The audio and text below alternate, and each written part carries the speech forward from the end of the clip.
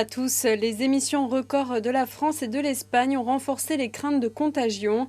Le CAC 40 clôture dans le rouge. Et parmi les plus forts replis de la journée, on retrouve les valeurs bancaires.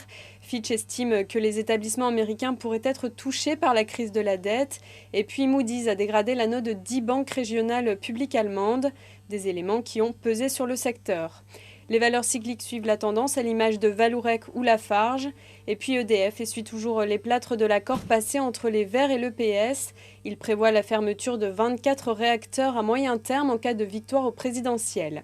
Sur le SBF 120, Technicolor coule. Le titre a souffert de rumeurs. Le groupe pourrait céder ses activités de diffusion télé selon la presse du jour. Et puis enfin, Essilor, valeur défensive, figure parmi les rares hausses de la journée.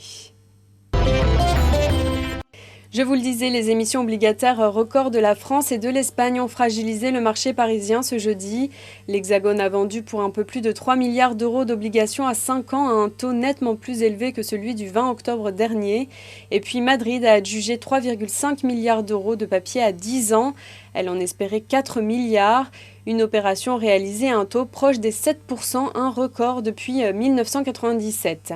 Le coût de couverture contre le risque de défaut sur les emprunts français et espagnols a donc encore grimpé.